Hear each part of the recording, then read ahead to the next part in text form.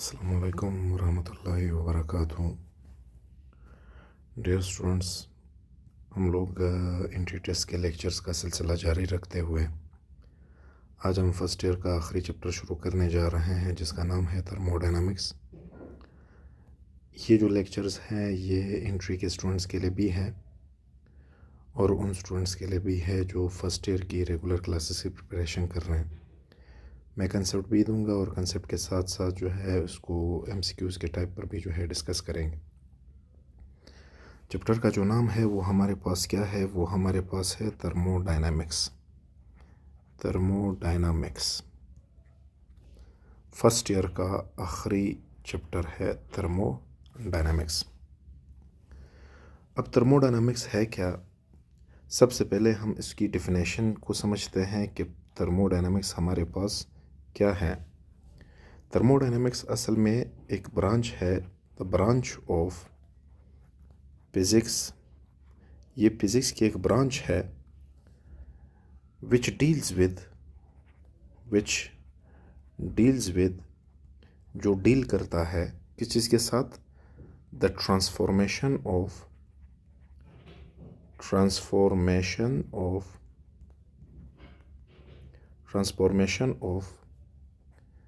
heat energy into other forms of energy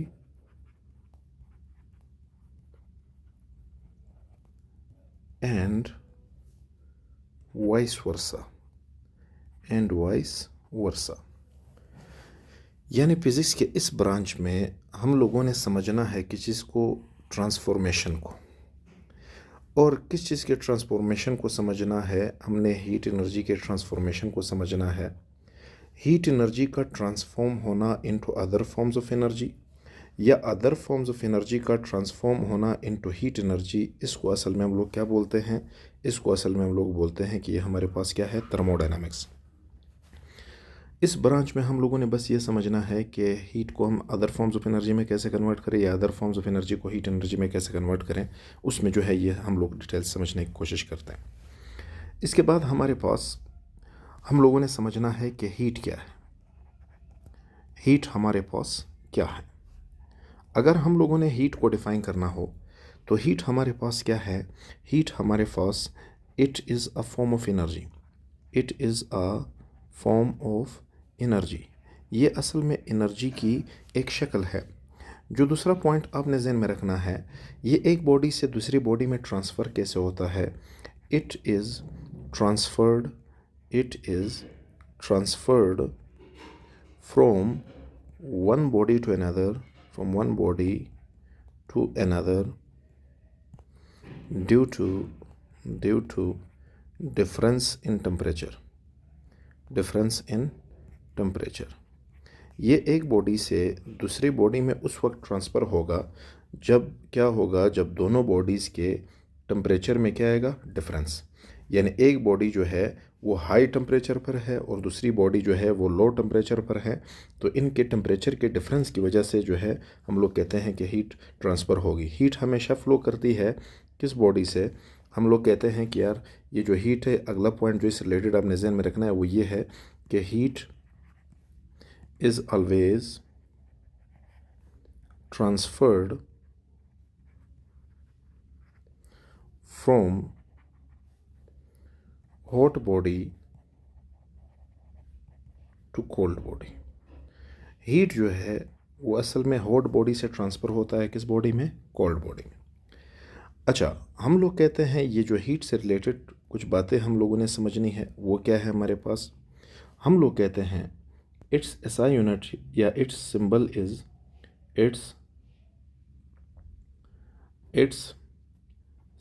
is इसका जो symbol है हमारे पास, इट्स सिंबल इज़ क्यू। इसको हम लोग जो है फिज़िक्स की किताब में क्यू से रिप्रेजेंट करते हैं। इट्स एसआई यूनिट इज़, इसका जो एसआई यूनिट है इज़ जूल। वो हमारे पास क्या है, वो हमारे पास है जूल। अच्छा, और यहाँ पर आपने एक और बड़ी अहम बात ज़हन में रखनी है, वो हमारे पास क्या है, it's other unit is, it's other common unit is calorie.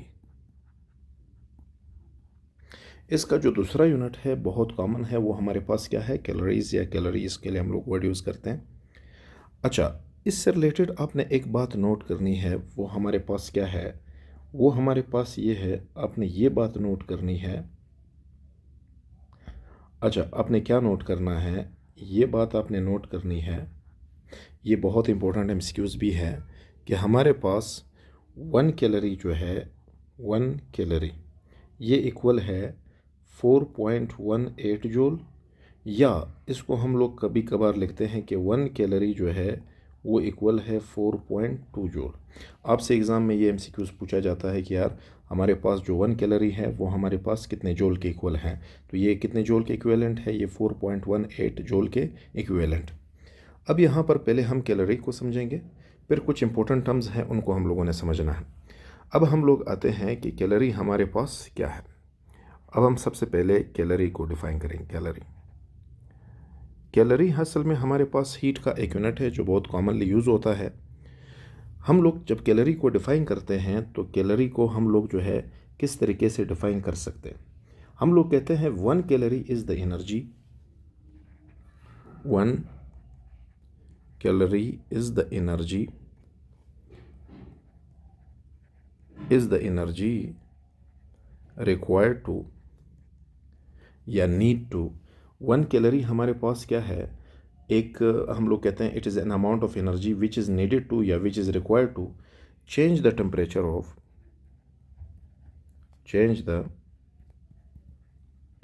Of.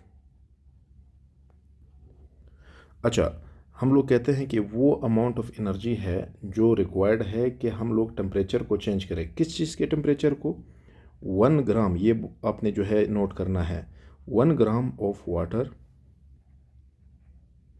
1 gram of water bye 1 degree Celsius. 1 calorie जो है वो हीट एनर्जी की वो अमाउंट है जो क्या करता है, हम लोग कहते हैं कि 1 ग्राम ऑफ वाटर का जो टेम्परेचर है उसको इंक्रीज़ करे 1 डिग्री सेल्सियस पर। हम लोग कहते हैं जो हमारे पास हीट एनर्जी की अमाउंट है वो हमारे पास क्या है, वो हमारे पास है 1 कैलोरी। यहाँ पर एक इम्पोर्टेंट टर्म है जो आपके साथ डिस्कस करना चाहता हूँ, वो हमारे पास क्या है, वो हमारे पास है calorimetry.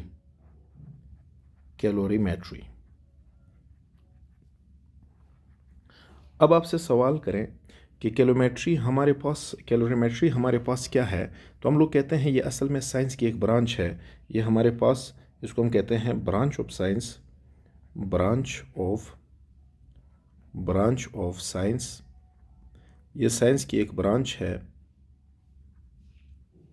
Branch of science in which we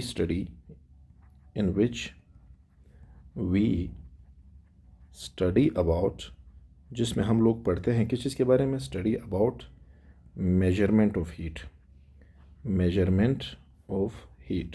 तो आपको ये पता होना चाहिए कि हीट की मेजरमेंट हम साइंस की जिस ब्रांच में स्टडी करते हैं उस ब्रांच का नाम है हमारे पास क्या, कैलोरीमेट्री। अच्छा, अब हम यहाँ पर बार बार एक टर्म यूज़ कर रहे हैं कि टेम्परेचर। अब एक स्टूडेंट सवाल करता है कि सर हमारे पास टेम्परेचर है क्या, टेम्परेचर को हम लोगों ने जो है एक्सप्लेन करना है। अच्छा, अब हम टेम्परेचर को डिफ़ाइन करेंगे कि टेम्परेचर हमारे पास क्या है। टेम्परेचर हमारे पास, हम मुख्तलिफ़ डिफिनेशंस टेम्परेचर के करते हैं। दो कॉमन डिफिनेशंस मैं आपके साथ शेयर करता हूँ, वो हमारे पास क्या है, हम लोग कहते हैं द डिग्री ऑफ कोल्डनेस और hotness of a body is called temperature. हम लोग क्या करते हैं, हम लोग कहते हैं कि यार किसी भी बॉडी का जो डिग्री ऑफ कोल्डनेस या हॉटनेस है उसको हम लोग क्या बोलते हैं, उसको हम लोग बोलते हैं temperature.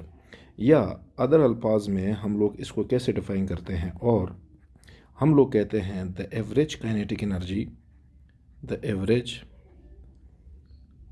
Kinetic energy of atoms or molecules of a body is called, इसको हम लोग क्या बोलते हैं, इसको हम लोग बोलते हैं टेम्परेचर। ये वो सारे ज़रूरी टर्म्स हैं जो हमारे इस चैप्टर के साथ रिलेटेड हैं, इस चैप्टर में हम लोगों ने डिस्कस करने हैं, इनको समझना है हम लोगों ने। अच्छा, फिर यहाँ पर एक और बहुत इंपॉर्टेंट पॉइंट है जिसको हम लोगों ने समझना है। ये तो हमारे पास टेम्परेचर है, हम कहते हैं इट्स एसआई यूनिट इज़, इसका जो एसआई यूनिट है वो हमारे पास क्या है, वो हमारे पास है केल्विन, सही है, जिसको हम लोग कैसे रिप्रेजेंट करते हैं। और इसके दो और भी स्केल्स है, एक डिग्री सेल्सियस है और एक फ़ारेनहाइट है। उनको हम लोगों ने अभी डिस्कस नहीं करना, उनके साथ अभी हमारा ताल्लुक़ नहीं है, हमारे कोर्स वर्क का जो है हिस्सा नहीं है। अच्छा, हम कहते हैं इसका ऐसा यूनिट हमारे पास क्या है, केल्विन है। इसके बाद हमारे पास एक वर्ड आता है, एक टर्म आ जाता है जिसको हम लोग कहते हैं थर्मोमेट्री, थर्मोमेट्री।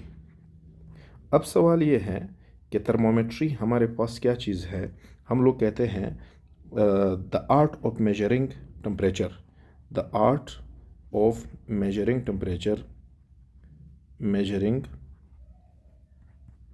टेम्परेचर इस कॉल्ड, इसको हम लोग क्या बोलते हैं, इसको हम लोग बोलते हैं थर्मोमेट्री, इसको हम लोग बोलते हैं, ये हमारे पास क्या है, थर्मोमेट्री।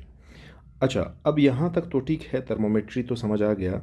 इसके बाद हमारे पास एक और चीज़ है जिसको हम लोग बोलते हैं thermometer, thermometer.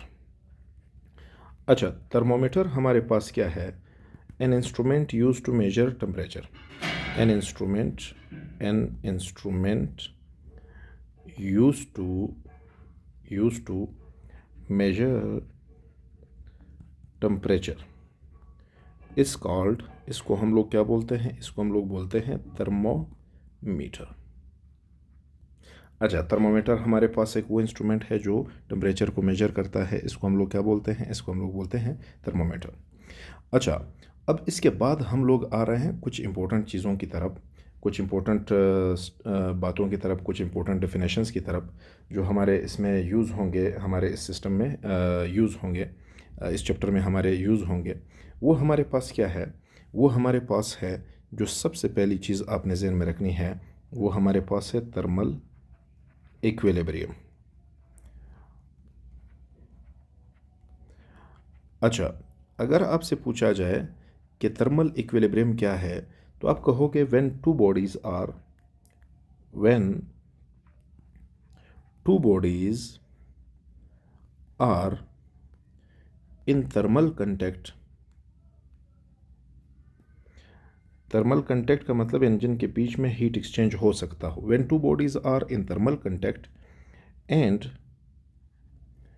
There is no exchange, and there is no exchange of heat between them, of heat energy between them, energy between them, then the bodies are, the bodies are said to be in thermal equilibrium। फिर वो bodies हमारे पास किस हालत में होंगी, thermal equilibrium. और bodies कब thermal equilibrium में होती हैं, लेट सपोज ये एक बॉडी है, एक रॉड है, ये दूसरा बॉडी है, दूसरी बॉडी है। अच्छा, अगर इसका टेम्परेचर 10 डिग्री सेल्सियस है और इसका टेम्परेचर भी 10 डिग्री सेल्सियस होता है, तो इनके बीच में अब कोई जो है हीट एक्सचेंज नहीं होगी। अगर इनके बीच में हीट एक्सचेंज नहीं होती तो हम कहते हैं ये दो बॉडीज़ हमारे पास क्या है, ये दो बॉडीज़ हमारे पास थर्मल इक्विलिब्रियम में। अच्छा, इस थर्मल इक्विलिब्रियम से रिलेटेड हमारे पास कुछ जो है पॉइंट्स हैं जिनको हम लोगों ने समझना है, जो आपसे पूछे जा सकते हैं। वो हमारे पास क्या है, कुछ इंपॉर्टेंट पॉइंट्स है थर्मल इक्विलिब्रियम से रिलेटेड, इनको हम लोगों ने समझना है। वो हमारे पास क्या है, उसमें एक क्वेश्चन है। वो क्वेश्चन क्या है, वो क्वेश्चन आपसे ये पूछा जाता है कि when a hot and a cold body are placed in vacuum, in vacuum, जब एक हॉट बॉडी और एक कोल्ड बॉडी को हम लोग क्या करते हैं, वैक्यूम में प्लेस करते हैं, तो क्या होगा? तो हम लोग कहते हैं व्हाट हैपन्स। अब यहाँ पर आप सबको पता है, यहाँ पर हम लोग कहते हैं द हॉट एनर्जी, यानी इसके आंसर में हम लोग कहेंगे the hot body will radiate या emit heat energy, will lose heat energy, and the cold body will gain heat energy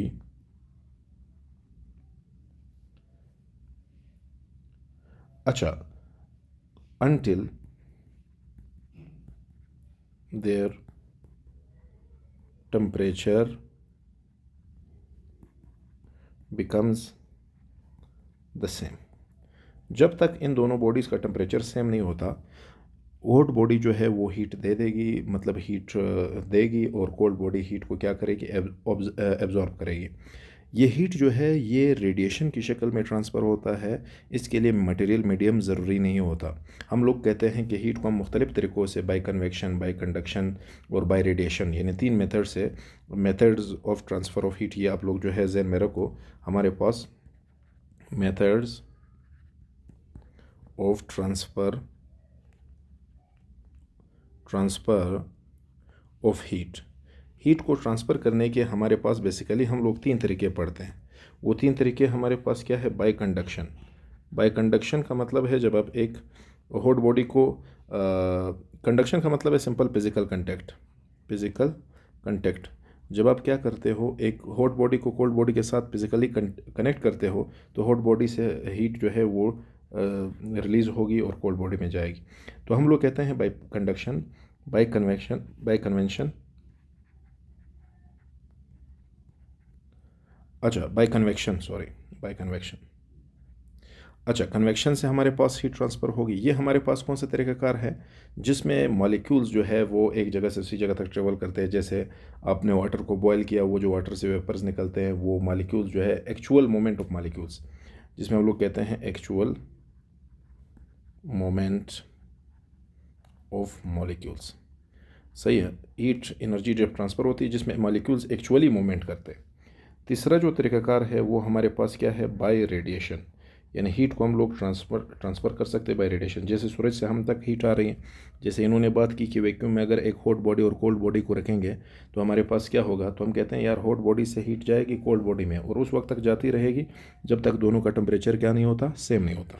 इससे रिलेटेड एक और क्वेश्चन है, बहुत इंपॉर्टेंट, मैं उसको समझता हूँ।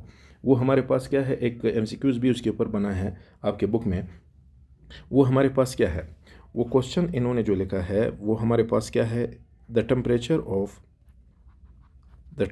Of a normal healthy body या नॉर्मल हेल्थी पर्सन, सही है, इज़ 37 डिग्री सेल्सियस। एक नॉर्मल हेल्थी पर्सन है, उसकी बॉडी का जो टेम्परेचर है वो 37 डिग्री सेल्सियस है। What will be the temperature of a dead person? What will be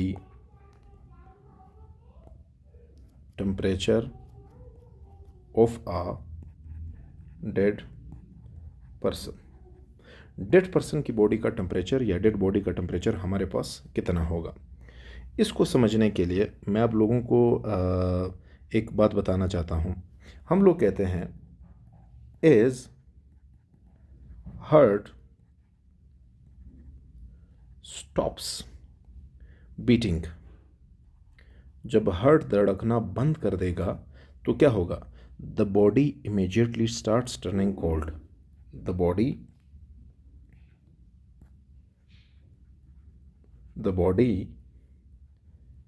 immediately starts turning cold। वो जो बॉडी है वो खुद ब खुद यानी बहुत तेज़ी से कोल्ड होना शुरू हो जाएगी। सही है, ये जो बॉडी का कोल्ड होना है, इस स्पेस को हम लोग कहते हैं ये मैं एक साइंस की वर्ड यूज़ कर रहा हूँ जो हमारे फिजिक्स बुक में तो मेंशन नहीं है, लेकिन आपने इसको जो है समझना है, ये एक बायोलॉजिकल वर्ड है। वो हमारे पास, हम कहते हैं this page is known as, this page is known as, इस पेज को हम लोग क्या बोलते हैं, इसको हम कहते हैं, मैं कलर चेंज करता हूँ, इसको हम लोग कहते हैं एल्गर मोर्टिस। इसको हम लोग क्या बोलते हैं, स्पेस को एल्गर मोर्टिस, जिसमें बॉडी मर जाती है और उसकी बॉडी का जो टेम्परेचर है वो क्या हो जाता है, वो हमारे पास कूल होना कम होना शुरू हो जाता है। तो इसको हम लोग कहते हैं एल्गर मोर्टिस, और इसको हम लोग बोलते हैं डेथ चिल, और इसको हम लोग बोलते हैं डेथ चिल। इसमें क्या होता है, ये जो डेथ चिल है, इससे रिलेटेड एक इम्पोर्टेंट इंफॉर्मेशन आपके साथ शेयर कर रहा हूँ। हम लोग कहते हैं ईच हावर, हर घंटे में क्या होता है, each hour the body temperature falls about, the body temperature falls about, हर घंटे बॉडी का जो टेम्परेचर है वो कितना फॉल होगा, 1.5 डिग्री फ़ारेनहाइट। 1.5 डिग्री फ़ारेनहाइट, ये हम लोग कहते हैं, इसको अगर इसको हम डिग्री सेल्सियस में लिखे तो 0.83 डिग्री सेल्सियस। हम लोग कहते हैं कि जब बॉडी मर जाती है तो उसका जो टेम्परेचर है वो आहिस्ता आहिस्ता कम होने लगता है, और कितना कम होने लगता है, 1.5 डिग्री फ़ारेनहाइट, हम कहते हैं 0.83 डिग्री सेल्सियस। अच्छा, तो इन्होंने पूछा कि यार टेम्परेचर क्या होगा बॉडी का, तो हम लोग कहते हैं सून द बॉडी विल, यहाँ पर जो पॉइंट आपने ज़हन में रखना है, soon the body will attain the temperature of its surroundings, temperature of its surrounding, यानी इस बॉडी का जो टेम्परेचर है फाइनली सराउंडिंग के टेम्परेचर के बराबर होगा, क्योंकि बॉडी हीट, हॉट बॉडी से हीट रिलीज होगा और कोल्ड बॉडी में यानी सराउंडिंग में वो हीट जाएगा। तो फाइनली ये टेम्परेचर बॉडी का वही रहेगा जो हमारे एटमॉस्फेयर का यानी सराउंडिंग का टेम्परेचर है। तो इसमें कुछ बातें अपने जहन में रखनी है। अगर आपसे ये पूछा जाए कि यार अगर एक बॉडी सडनली जो है मर जाती है तो उसके फ़ौरन बाद, उसके इमीडिएट बाद, या उसके 1 सेकंड बाद या आधे घंटे बाद बॉडी का टेम्परेचर क्या रहेगा, तो उस केस में आप ये नहीं कह सकते कि एक घंटे तक या 1.5 घंटे तक जो उसका टेम्परेचर है वो रूम टेम्परेचर पर आ जाएगा या सराउंडिंग के टेम्परेचर पर आ जाएगा। इससे रिलेटेड मैंने आपको एल्गर मोर्टिस समझाया या डेथ चिल समझाया, जिसमें बॉडी का जो टेम्परेचर है वो हर घंटे में 1.5 डिग्री जो है फ़ारेनहाइट या 0.83 डिग्री सेल्सियस जो है वो क्या करता है, फॉल करता है। तो ये बात आप लोगों ने समझनी है। अब इससे रिलेटेड हम लोगों ने कुछ और इम्पोर्टेंट बातें समझनी है। वो हमारे पास क्या है, वो हमारे पास है सिस्टम। फिज़िक्स में या केमिस्ट्री में हम लोग जो है सिस्टम किस चीज़ को बोलते हैं, ये सिस्टम हमारे पास क्या होता है, हम लोग कहते हैं the quantity of matter, the quantity of matter, matter की वो क्वांटिटी, या हम लोग कहते हैं द क्वांटिटी ऑफ मैटर, और रीजन और स्पेस,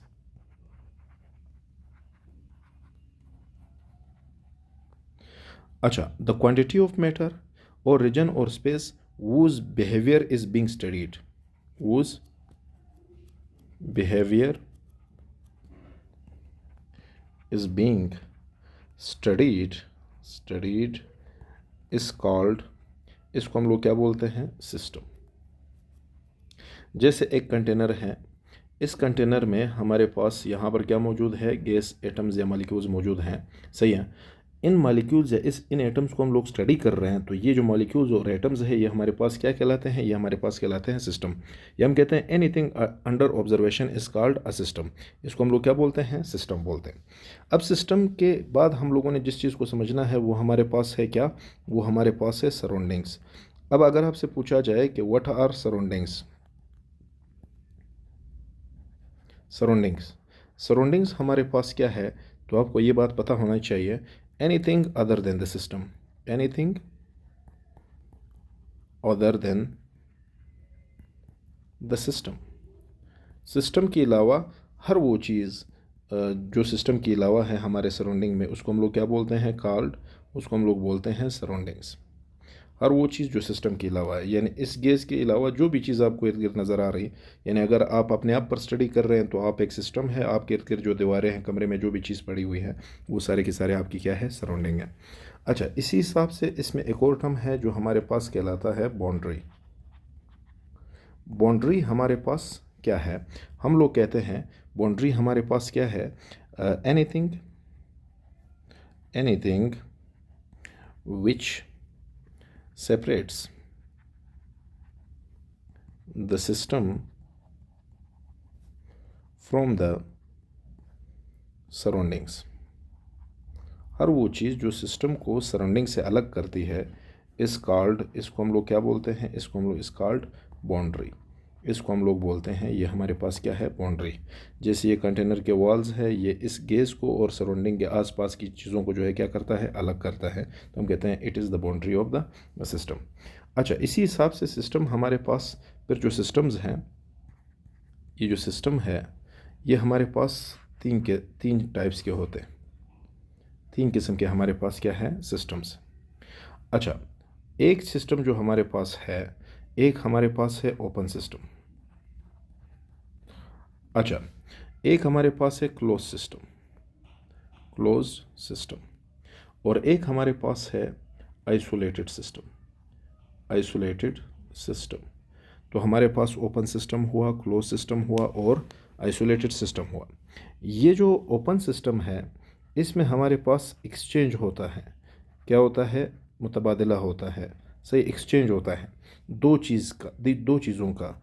एक हमारे पास है मैटर यानी मास, और दूसरा हमारे पास है हीट एनर्जी। सही है, हीट एनर्जी। ये जो एक्सचेंज होता है, ये एक्सचेंज किस चीज़ में होता है? Between system and surrounding. अगर आपसे कोई पूछे कि हमारे पास एक्सचेंज, यानी हम लोग कहते हैं कि such a system in which there is exchange of matter and heat energy between the system and the surrounding is called, इस सिस्टम को हम लोग क्या बोलते हैं? इस सिस्टम को हम लोग कहते हैं ओपन सिस्टम। और इसकी एग्जांपल्स में हमारे पास क्या आते हैं? एनिमल्स और प्लांट्स। ये हमारे पास एग्जांपल है, बेस्ट एग्जांपल्स है ओपन सिस्टम। यानी हम सराउंडिंग्स के साथ हीट भी एक्सचेंज करते हैं और सराउंडिंग के साथ हम लोग मैटर को भी एक्सचेंज करते हैं। जैसे हम सांस लेते हैं, कार्बन डाइऑक्साइड निकालते हैं, ऑक्सीजन लेते हैं, तो it is a type matter, ये गैसेस स्टेट है मैटर का। तो हम सिस्टम के साथ यानी सराउंडिंग के साथ इसको एक्सचेंज करते हैं। अच्छा, दूसरे नंबर पर हमारे पास जो है वो कौन सा सिस्टम है? दूसरे नंबर पर हमारे पास जो है वो क्लोज सिस्टम है। अब क्लोज सिस्टम हमारे पास क्या है? इसमें एक्सचेंज तो होता है, एक्सचेंज, इसमें एक्सचेंज होता है, लेकिन किस चीज़ का एक्सचेंज होता है? इसमें एक्सचेंज होता है ओनली हीट एनर्जी का, only heat energy, but not matter. ये एक ऐसा सिस्टम है जो अपने सराउंडिंग्स के साथ हीट एनर्जी को एक्सचेंज करता है लेकिन मैटर को एक्सचेंज नहीं करता। इस सिस्टम को हम लोग क्या बोलते हैं? इसको हम लोग कहते हैं कि ये हमारे पास एक क्लोज सिस्टम है। इसकी एग्जांपल में हम लोग जो है किस चीज़ की बात करेंगे? अ कंटेनर, अ कंटेनर जिसमें हमारे पास या एक कंटेनर है, या आप इसको कह दो कि यार हमारे पास कोई सिलेंडर है। लेट सपोज आप कहो अ सिलेंडर। हम लोग कहते हैं अ सिलेंडर, लेट सपोज मैं इसको मिटाता हूँ। अच्छा, हमारे पास हम कहते हैं अ सिलेंडर, एक सिलेंडर है हमारे पास, और वो जो सिलेंडर है हैविंग अ पिस्टन, उसके ऊपर जो है हैविंग अ पिस्टन, हम लोगों ने एक पिस्टन रखा हुआ है। इसको हम लोग क्या बोलते हैं? इसको हम लोग बोलते हैं ये हमारे पास क्या है? एक क्लोज सिस्टम है। सिलेंडर बंद है, ऊपर से बंद है, हर तरफ से बंद है। अच्छा, उसमें अगर आप कोई गर्म चीज़ रखते हो तो वो थोड़ी देर बाद ठंडी हो जाती है, लेकिन मैटर उतना ही उसके अंदर रहेगा। तो हम कहते हैं इसमें मैटर का एक्सचेंज नहीं होता, सिर्फ किस चीज़ का एक्सचेंज होता है? इसमें हमारे पास सिर्फ और सिर्फ जो है उसका एक्सचेंज होता है हीट एनर्जी का। तीसरे नंबर पर जो सिस्टम है वो हमारे पास कौन सिस्टम है? आइसोलेटेड सिस्टम है। हम कहते हैं neither matter nor heat energy is exchange between system and surrounding. ऐसे सिस्टम को हम लोग क्या बोलते हैं? ऐसे सिस्टम को हम आइसोलेटेड सिस्टम बोलते हैं। इसकी एग्जांपल में हम लोग कहते हैं यार एक ऑर्बिट्ररी, एक ऑर्डिनरी जो आइसोलेटेड सिस्टम है वो हमारे पास क्या है? वो हमारे पास है थर्मोस फ्लास्क। हम कहते हैं यार थर्मोस फ्लास्क जो है ये एक एग्जांपल है हमारे पास किस सिस्टम का? ये एक एग्जांपल है हमारे पास आइसोलेटेड सिस्टम का। अच्छा, आइसोलेटेड सिस्टम का एग्जांपल है, ये बात तो सही है। अब यहाँ पर आपने एक और बात नोट करनी है जो बहुत इंपॉर्टेंट है। वो कौन सी बात आपने नोट करनी है? ये बात आपने नोट करनी है कि हमारे पास an ideal isolated system does not exist. एक आइडियल जो आइसोलेटेड सिस्टम है, जो for granted in lifetime के लिए हीट एनर्जी को स्टोर रखे और उसको एटमॉस्फेयर में, सराउंडिंग में जो है एक्सचेंज न करें, ऐसा सिस्टम हमारे पास एग्जिस्ट नहीं करता। हम कहते हैं N ideal isolated system does not exist. अब अगला जो हमारा टॉपिक है जो बहुत इंपॉर्टेंट है वो हमारे पास क्या है? वो हमारे पास है स्टेट वेरिएबल्स के बारे में हम थोड़ी सी डिस्कशन करेंगे। ये हमारे लिए इंपॉर्टेंट है। बलूचिस्तान बोर्ड बुक में इसका जिक्र नहीं है लेकिन केपीके में है, हम इसको समझेंगे, समझने की कोशिश करेंगे। वो हमारे पास क्या है? हम लोग कहते हैं कि हमारे पास स्टेट वेरिएबल क्या है। अब स्टेट वेरिएबल हमारे पास क्या है? वो वेरिएबल्स या वो क्वांटिटीज़ या वो प्रॉपर्टीज़ जो किसी सिस्टम के स्टेट को जो है वो डिफ़ाइन करते हैं या उसको जो है डिस्क्राइब करते हैं, उसको हम लोग क्या बोलते हैं? उसको हम लोग कहते हैं ये हमारे पास क्या है? State variable. अब किसी भी सिस्टम को के स्टेट, जैसे हम कहते हैं यार जो मैटर है वो हमारे पास बेसिकली हम लोग कहते हैं कि यार वो 4 स्टेट्स में पाया जाता है। ये 4 स्टेट्स हमारे पास क्या है? जिसमें हमारे पास है सॉलिड, जिसमें हमारे पास है लिक्विड, जिसमें हमारे पास है गैस और जिसमें हमारे पास है प्लाज्मा। और एक और स्टेट भी जो है वो डिस्कवर हुआ है लेकिन उसके ऊपर हम बात नहीं करेंगे, हमारे यूनिवर्स में उसका एग्जिस्टेंस नहीं है। अच्छा, solid, liquid, gas and plasma. अब यहाँ पर अगर मैं आपसे कहूँ कि यहाँ पर चीज़ें सॉलिड कब बनती हैं, लिक्विड कब बनती हैं, गैस कब बनती है, प्लाज्मा कब बनती है, इनमें हमारे पास कुछ वेरिएबल्स का बहुत बड़ा किरदार है। जिसमें एक हमारे पास है प्रेशर और एक हमारे पास है वॉल्यूम और एक हमारे पास है टेम्परेचर। सही है। इन चीज़ों की बुनियाद पर हम लोग कहते हैं कि यार टेम्परेचर बढ़ाने से सॉलिड जो है लिक्विड में कन्वर्ट हो सकता है, लिक्विड जो है वो गैस में कन्वर्ट हो सकता है, गैस प्लाज्मा में कन्वर्ट हो सकता है। टेम्परेचर के बढ़ाने से वॉल्यूम इंक्रीज़ होता है या वॉल्यूम के कम करने से सही टेम्परेचर जो है सिस्टम का इंक्रीज़ होता है। तो हम कहते हैं इसी हिसाब से प्रेशर का भी एक किरदार होता है। प्रेशर के बढ़ाने से हम लोग कहते हैं कि यार यहाँ पर हमारे पास एक सिस्टम है, इसके ऊपर एक मूवेबल पिस्टन है, यहाँ पर गैस मॉलिक्यूल्स मौजूद हैं। सही है। अगर हम क्या करते हैं, यहाँ पर प्रेशर बढ़ाते हैं, प्रेशर के बढ़ाने से क्या होगा? इन मॉलिक्यूल्स की और इन जो है गैस मॉलिक्यूल्स एटम्स की जो है इंटरनल एनर्जी बढ़ जाएगी, इनका टेम्परेचर बढ़ जाएगा।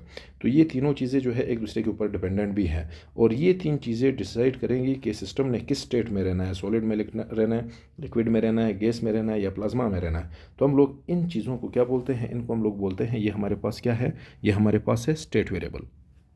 तो हम लोग जब स्टेट वेरिएबल को डिफाइन करते हैं, हम इसको कैसे डिफाइन करते हैं? हम लोग कहते हैं अ सेट ऑफ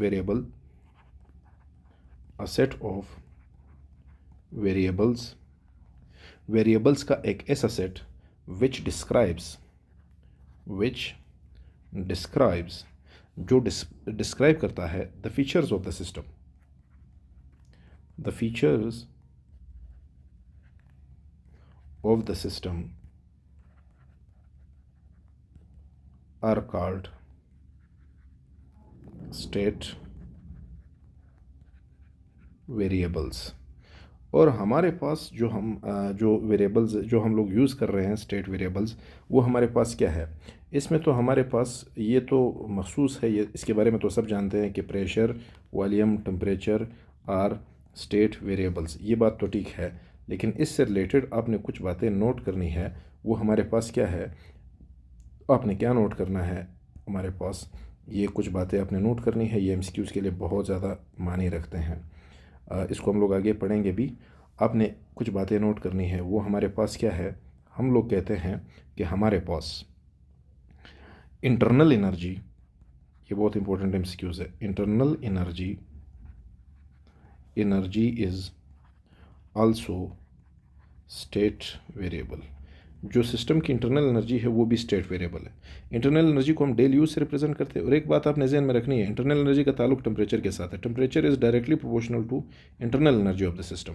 यानी जितना टेम्परेचर बढ़ेगा उतनी सिस्टम की इंटरनल एनर्जी बढ़ जाएगी। यानी टेम्परेचर जो है वो इंटरनल, अगर टेम्परेचर हमारे पास स्टेट वेरिएबल है तो इंटरनल एनर्जी ऑटोमेटिकली हमारे पास स्टेट वेरिएबल हो गई। अच्छा, इसके साथ अब हम एक और टॉपिक पढ़ेंगे इस चैप्टर के एंड में। वो हमारे पास क्या है? वो हमारे पास है इंट्रोपी। तो हम लोग कहते हैं इंट्रोपी जो है इज़ आल्सो, ये भी हमारे पास क्या है? Is also a state variable. अब इंट्रोपी क्या है इसको हम लोग आगे डिस्कस करेंगे, लेकिन ये बात आप लोगों ने समझनी है कि इंट्रोपी हमारे पास क्या है? एक स्टेट वेरिएबल है। मेरे ख्याल से ये वो बेसिक चीज़ें हैं जो हम लोगों ने समझनी थी। अब अगले लेक्चर में जो है हम लोग thermodynamics, first law of thermodynamics को समझेंगे और उसके इंपॉर्टेंट एप्लीकेशंस, उससे रिलेटेड जो है इंपॉर्टेंट एमसीक्यूज़ करेंगे। फ़िलहाल यहाँ तक काफ़ी हैं। अल्लाह हाफ़िज़ for now. Be with us in next lectures. Best of luck to all of you. अल्लाह हाफ़िज़।